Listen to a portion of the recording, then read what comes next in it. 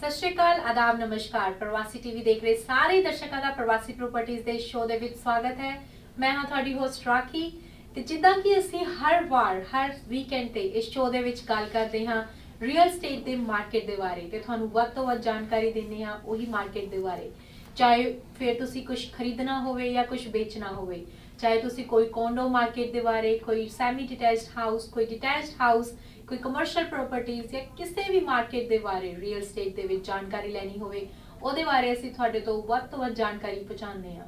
ਜਿੱਦਾਂ ਕਿ ਅਸੀਂ ਪਿਛਲੀ ਵਾਰ ਗੱਲ ਕਰ ਰਹੇ ਸੀਗੇ, ਅਸੀਂ ਦੋ ਮਹਿਮਾਨਾਂ ਦੇ ਨਾਲ, ਅਬੇ ਮਾਥੁਰ ਜੀ ਤੇ ਮੁਹੰਮਦ ਫੈਜ਼ਲ ਜੀ ਦੇ ਨਾਲ ਅੱਜ ਫੇਰ ਤੋਂ ਉਹਨਾਂ ਦਾ ਸਵਾਗਤ ਕਰਦੇ ਹਾਂ ਸਾਡੇ ਸਟੂਡੀਓ ਦੇ ਵਿੱਚ। ਸਰ, ਤੁਹਾਡਾ ਬਹੁਤ ਸਵਾਗਤ ਹੈ ਸਾਡੇ ਸ਼ੋਅ ਦੇ ਵਿੱਚ। ਥੈਂਕ ਯੂ, ਧੰਨਵਾਦ।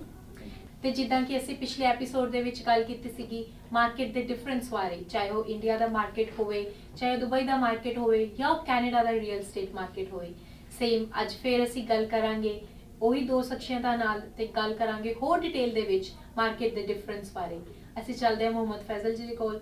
ਸਤਿ ਸ਼੍ਰੀ ਅਕਾਲ ਮੁਹੰਮਦ ਸਰ जी। सत श्री अकाल सर, ਤੁਹਾਡੇ ਨਾਲ ਜਿੱਦਾਂ ਕਿ ਅਸੀਂ ਲਾਸਟ ਟਾइम ਗੱਲ ਕਰ ਰਹੇ ਸੀਗੇ, जैसे आपने मेंशन किया था लास्ट टाइम कि दुबई का मार्केट और कनाडा के मार्केट के बीच में बहुत वास्ट डिफरेंस है। ये मार्केट बहुत बड़ा है कनाडा का रियल एस्टेट मार्केट। इसी के बारे में मैं थोड़ा सा आपसे डिटेल में पूछूंगी। सबसे जो मेरे माइंड में जो क्वेश्चन आया कि कनाडा हो चाहे कोई भी देश हो, उस देश के बीच में रियल स्टेट की ही इन्वेस्टमेंट को इतनी इम्पोर्टेंस क्यों दी जाती है एज कम्पेयर टू किसी और इन्वेस्टमेंट? बहुत अच्छा सवाल है आपका ये जी।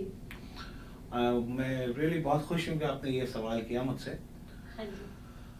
वैसे तो बहुत सारी फील्ड्स हैं इन्वेस्टमेंट की होती हैं, जैसे म्यूचुअल फंड्स हैं, कोई दूसरी फील्ड है, कोई बिजनेस में इन्वेस्ट करता है। रियल स्टेट एक ऐसी फील्ड है, जी। आपको एक बहुत अच्छी सेइंग है रियल स्टेट के बारे में कि रियल स्टेट के बारे में ये सेइंग है कि कहा जाता है कि रियल स्टेट प्रॉपर्टी कहती है कि you take care of me and I take care of you. ये प्रॉपर्टी कहती है। जी। तो ये सिर्फ ये एक रियल स्टेट की फील्ड ऐसी है जिसमें प्रॉपर्टी आपको गारंटी दे रही है कि अगर आप मेरा ख्याल रखोगे, मैं आपका ख्याल रखूंगा। जी। सो या रखूंगी, जो भी कहना चाहिए आपको। तो चाहे वो इन्वेस्टमेंट प्रॉपर्टी हो, चाहे वो इन्वेस्टमेंट लैंड हो, चाहे वो इन्वेस्टमेंट आपकी हाउस हो, कुछ भी हो, it's one of the best investments. क्यों? क्योंकि ये इन्वेस्टमेंट ऐसी है जो हर कोई कर सकता है, हर स्टेज पे कर सकता है। जी।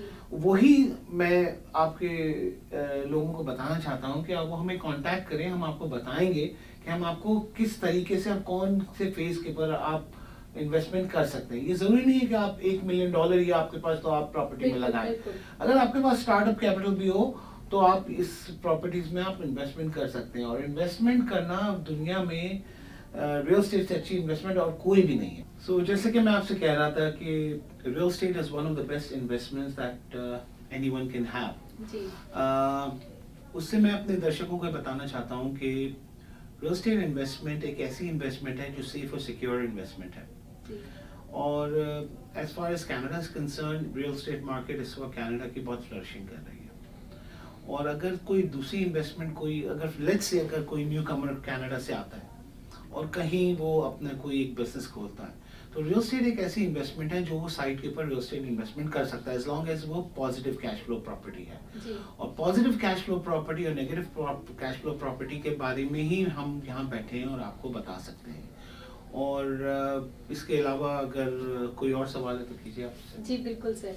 सर, जैसे आपने थोड़ा सा मुझे मार्केट के बारे में बताया कि क्या मार्केट में डिफरेंस है दोनों के मार्केट के अंदर, और उसी के ड्यूरेशन में हम बात कर रहे थे कि रियल स्टेट का मार्केट इतना एज एन इन्वेस्टमेंट मार्केट बहुत इंपॉर्टेंट माना जाता है। सबसे ज्यादा प्रायोरिटी हम रियल स्टेट मार्केट को देते हैं।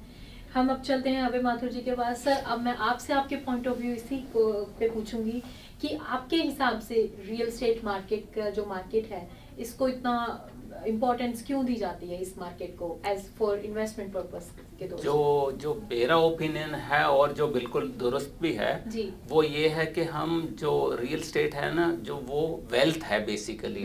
इट्स नॉट ओनली कि हमने कोई ट्रेडिंग कमोडिटी है। तो इसलिए मेरे हिसाब से जब भी हम रियल स्टेट में इन्वेस्ट करते हैं तो हम अपनी वेल्थ जनरेट कर रहे हैं बेसिकली।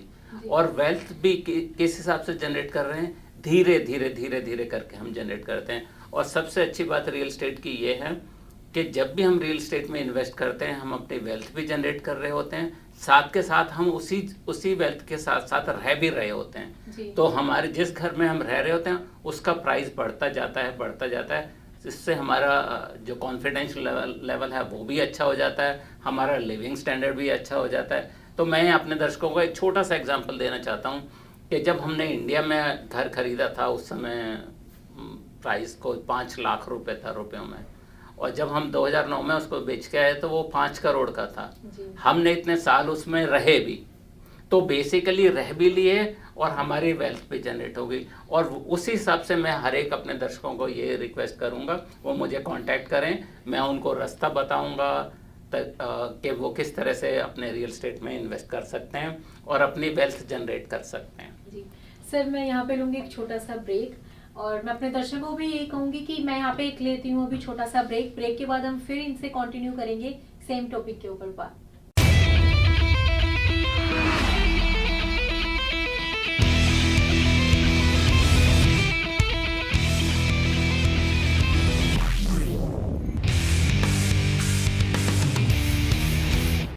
ਪ੍ਰਵਾਸੀ ਟੀਵੀ ਦੇਖ ਰਹੇ ਸਾਰੇ ਦਰਸ਼ਕਾਂ ਦਾ ਬ੍ਰੇਕ ਤੋਂ ਬਾਅਦ ਇੱਕ ਵਾਰ ਫਿਰ ਤੋਂ ਸਵਾਗਤ ਹੈ ਪ੍ਰਵਾਸੀ ਪ੍ਰੋਪਰਟੀਜ਼ ਦੇ ਸ਼ੋਅ ਦੇ ਵਿੱਚ।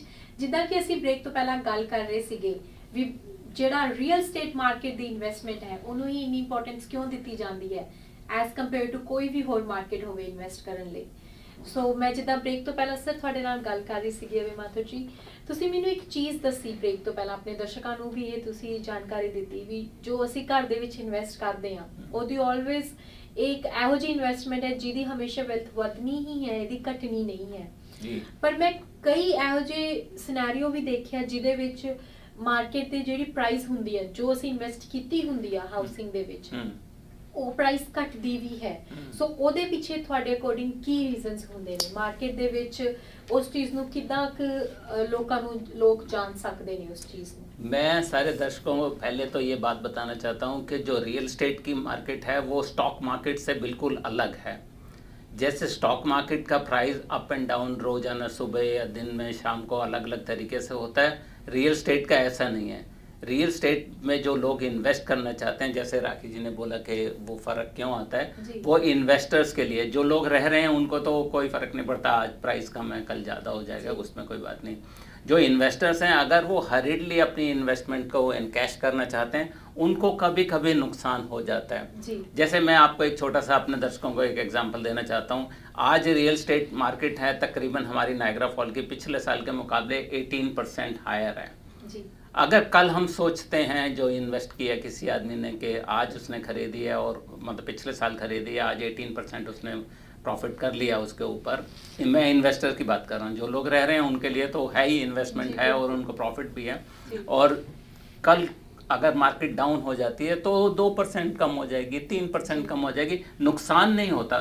लोगों को तब लगता है कि नुकसान हो गया, उन्होंने आज खरीदी है और कल ही वो बेचना चाहते हैं, उस समय उनको लगता है कि हमें थोड़ा नुकसान हो गया। वह रियल एस्टेट की मार्केट में कभी नुकसान नहीं होता, ये मेरा एक्सपीरियंस है।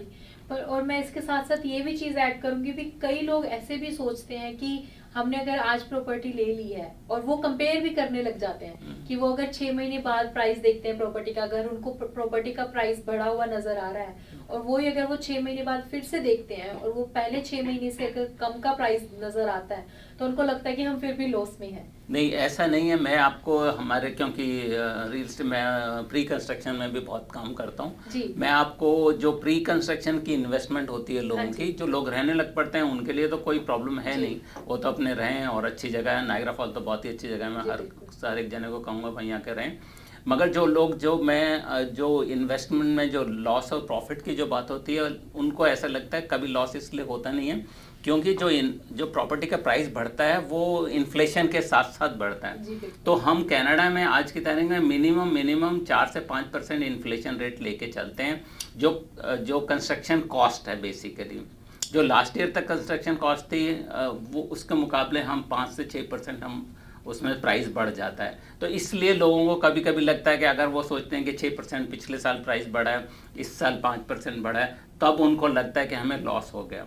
मेरी अपने दर्शकों से यही रिक्वेस्ट है कि जब भी उनको कोई प्रॉपर्टी में इन्वेस्ट करना हो वो मुझे कांटेक्ट करें और मेरा नंबर नीचे आ रहा है, तो मैं उनको सही तरीके से गाइड करूंगा कि किस समय प्रॉपर्टी में अगर इन्वेस्टमेंट के लिए पैसा लगाना है और कौन सी लोकेशन पे। जी सर, मैं अब आपके साथ साथ मैं मोहम्मद जी से भी बात करूंगी। फैजल जी, सर जैसे कि हम बात कर रहे हैं नायग्रा मार्केट की जी।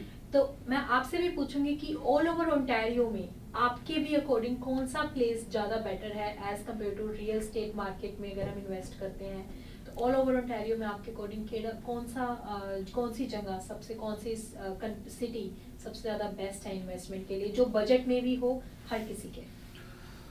As far as Ontario is concerned, Ontario में Toronto is one of the best place, the whole GTA Toronto.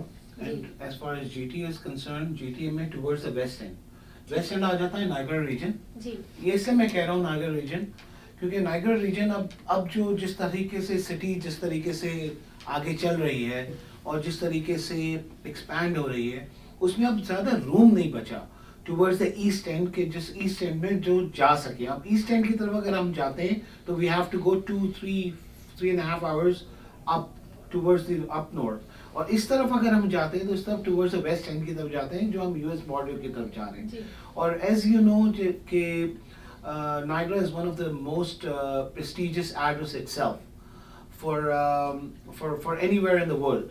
Niagara Falls आपको चाहे कहीं भी जाइए Niagara Falls पूरी दुनिया में मशहूर है, हर कोई Niagara Falls के बारे में जानता है। और Niagara 2019 में itself 40 बिलियन का टूरिज्म है, $40 बिलियन का टूरिज्म रहा है Niagara में 2019 में। अनफॉर्चुनेटली कोविड की वजह से थोड़ा सा टूरिज्म कम हुआ है, काफ़ी कम हुआ है, थोड़ा नहीं काफ़ी कम हुआ है, वो पूरी दुनिया में हुआ है।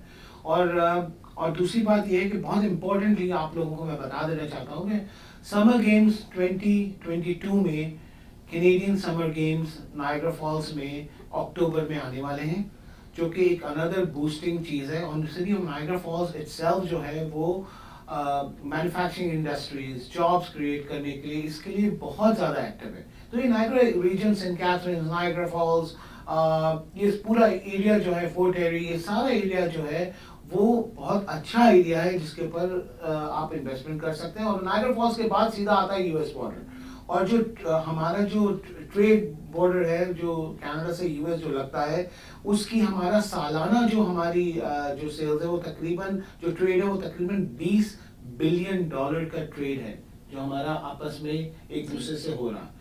So basically itself एक बहुत important factor है। और as you know right now as we speak there are lots of companies, trading companies, a lot of trucking companies, a lot of manufacturing companies have already opened up. जैसे कि मैंने आपसे कहा कि Niagara Falls is one of the most developing regions. Niagara Falls में just recently एक बहुत अच्छा एक hospital भी आ रहा है which will create a lot of employment in Niagara Falls. So basically St. Catharines, Niagara Falls, Fort Erie, this is the place where things are happening. That's why people are going towards. इसीलिए लोग यहाँ से waste and की तरफ जा रहे हैं। Waste and क्या है? वेस्ट एंड यही है। जैसे हम हैमिल्टन, सेंट कैथरीन्स क्रॉस करते हैं, ये सारा ये वेस्ट एंड है और यही जगह है जो मेरे एक्सपीरियंस और मेरी जो छोटी सी नॉलेज है 20 साल की, उस नॉलेज के हिसाब से this is one of the best places in Ontario to invest right now, where people can get a lot of incentives with a very less investment, or prices are very nice here. So don't miss it out, guys. This is one of the best things. Don't miss out this opportunity. ਸੋ ਮੈਂ ਵੀ ਇੱਥੇ ਆਪਣੇ ਦਰਸ਼ਕਾਂ ਨੂੰ ਇਹੀ ਕਹੂੰਗੀ ਵੀ ਜਿੱਦਾਂ ਕਿ ਸਾਨੂੰ ਜਾਣਕਾਰੀ ਦਿੱਤੀ ਮੁਹੰਮਦ ਫੈਜ਼ਲ ਜੀ ਨੇ ਐਂਡ ਹਵੇ ਮਾਥੁਰ ਜੀ ਨੇ ਵੀ ਨਾਇਗਰਾ ਮਾਰਕੀਟ ਇਸ ਟਾਈਮ ਤੇ ਕਿੰਨਾ ਕੁ ਵਧੀਆ ਮਾਰਕੀਟ ਹੈ, ਉਹਦੀ ਕੀ ਖਾਸੀਅਤ ਨੇ ਉਸ ਮਾਰਕੀਟ ਦੀ, ਉੱਥੇ ਇਨਵੈਸਟ ਕਰਨ ਦੇ ਕੀ ਫਾਇਦੇ ਨੇ। ਸੋ ਮੈਂ ਉਹੀ ਆਪਣੇ ਦਰਸ਼ਕਾਂ ਨੂੰ ਵੀ ਗੁਜ਼ਾਰਿਸ਼ ਕਰੂੰਗੀ ਵੀ ਜੇ ਤੁਸੀਂ ਕੋਈ ਵੀ ਜਾਣਕਾਰੀ ਲੈਣੀ ਹੋਵੇ ਨਾਇਗਰਾ ਰੀਅਲ ਸਟੇਟ ਮਾਰਕੀਟ ਤੋਂ ਰਿਲੇਟਡ ਤੁਸੀਂ ਥੱਲੇ ਸਕਰੀਨ ਤੇ ਦਿੱਤੀ ਡਿਟੇਲਸ ਦੇ ਉੱਤੇ ਇਹਨਾਂ ਨਾਲ ਕੰਟੈਕਟ ਕਰ ਸਕਦੇ ਹੋ। ਤੇ ਸ਼ੋਅ ਖਤਮ ਕਰਨ ਤੋਂ ਪਹਿਲਾਂ ਮੈਂ ਦੋਨਾਂ ਦਾ ਬਹੁਤ-ਬਹੁਤ ਸ਼ੁਕਰੀਆ ਕਰੂੰਗੀ ਸਾਡੇ ਸ਼ੋਅ ਦੇ ਵਿੱਚ। ਸਰ ਬਹੁਤ-ਬਹੁਤ ਸ਼ੁਕਰੀਆ ਤੁਹਾਡਾ। ਤੁਹਾਡਾ ਵੀ ਬਹੁਤ-ਬਹੁਤ ਧੰਨਵਾਦ। ਹਾਂਜੀ ਸਰ ਅਸੀਂ ਫੇਰ ਮਿਲਾਂਗੇ ਅਗਲੇ ਸ਼ੋਅ ਦੇ ਵਿੱਚ। ਤੇ ਹੁਣ ਮੈਂ ਆਪਣੇ ਦਰਸ਼ਕਾਂ ਤੋਂ ਵੀ ਇਜਾਜ਼ਤ ਮੰਗੂੰਗੀ ਇੱਥੇ ਹੀ ਇਹ ਸ਼ੋਅ ਨੂੰ ਖਤਮ ਕਰਨ ਦੀ ਤੇ ਅਗਲੇ ਸ਼ੋਅ ਦੇ ਵਿੱਚ ਅਸੀਂ ਫੇਰ ਮੁਲਾਕਾਤ ਕਰਾਂਗੇ। ਹੁਣ ਮੈਨੂੰ ਦਿਓ ਇਜਾਜ਼ਤ। ਧੰਨਵਾਦ।